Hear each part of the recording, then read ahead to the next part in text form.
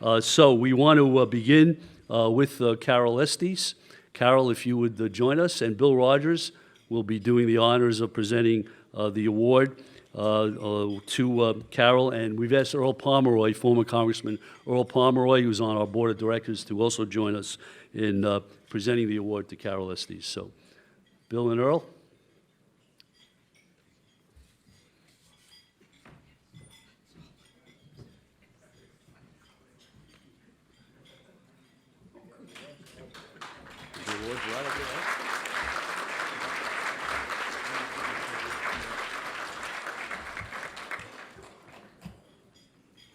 Before we present the award to Carroll, we have a quick video to share with you. Thanks to the University of California, San Francisco, when Carroll, at that time, she received the University of California Medal. It highlights wonderfully the impact of, some of the impact of her work. So I believe we'll have that right now.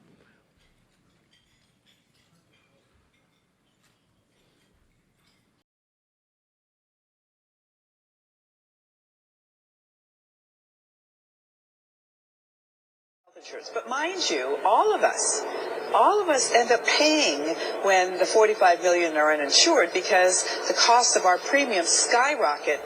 Congresswoman Jackie Speer knows her health policy thanks in part to an unlikely think tank. Here, to Carroll Estes, whose eye-opening social research has changed how America treats the underserved. Behind this mild-mannered, soft-spoken woman is a truly ferocious leader.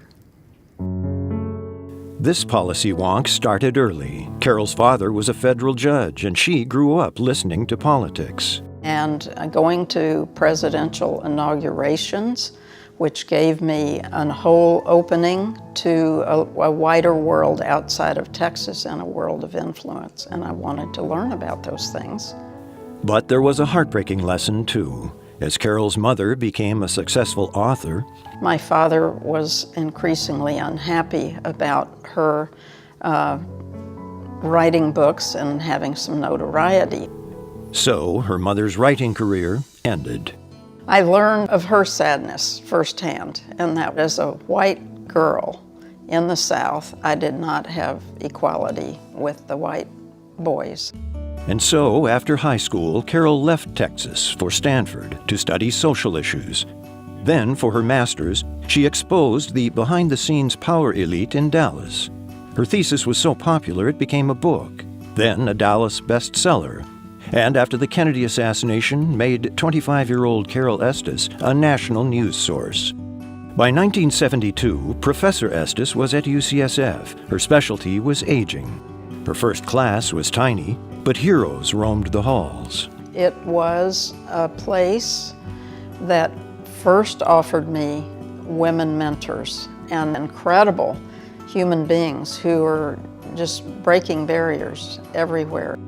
One such mentor, Shirley Chater, sent Carroll to a women's leadership workshop, and there Carroll set her career goal. She would found a research institute devoted to health and aging, the first by a woman at UCSF. Up until then, health policy was often decided without the benefit of research. And we brought the intellectual capital, if you will, the brains of the best scholars to work on these problems and I say the possibilities. She assembled a team including superstars like Dorothy Rice, who created the method for calculating the cost of illness. Carroll herself wrote the book on health and aging. Actually, she wrote, co-wrote, or co-edited 24 books. She mentored hundreds of young researchers to think beyond policy stereotypes. One of them was Wendy Max, today the Institute's director. I remember when she first reframed caregiving as a women's health issue. You know, I had been doing research in that area and I hadn't thought about it that way. And Carroll built bridges from UCSF to Sacramento and to Washington, became a policy advisor to Congress and to the Social Security Administration. She comes to Congress with all of the firepower necessary to make the case for not privatizing Social Security, for looking at women as a class that deserves special protection in old age. The health of all Americans is improved because of her research and advocacy. I think Carroll doesn't know the meaning of the glass ceiling. She smashed through it, definitely. This is my mom. and After that's- 40 years at UCSF, today Carroll mainly shuttles between Washington and her country home, where celebrations of womanhood abound.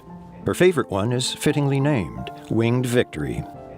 Her institute is a national force now. Carroll's protégés continue her work on Capitol Hill and across the nation, and she has time for family. This is a picture of my daughter Dusky with my dad cooking. The years have taught Carroll that despite her father's flaws, in one way he set a fierce example. And he was a person who was hung in effigy when, as a federal judge, he made a decision that the Dallas schools needed to be racially integrated. He believed in justice and was all about justice. Just like his daughter.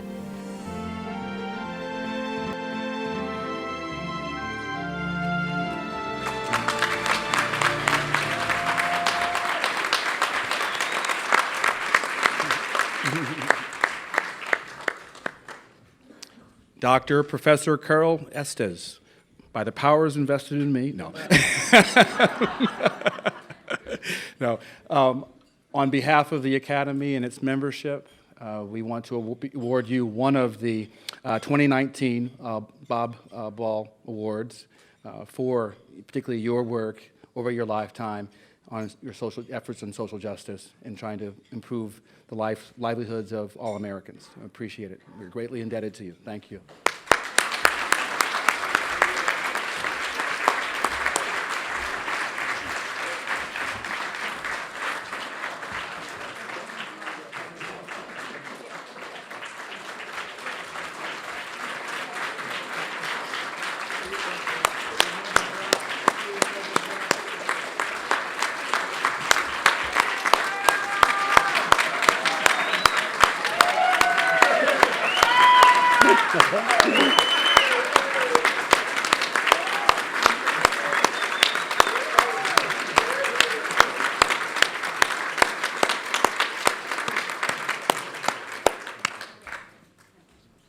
So we started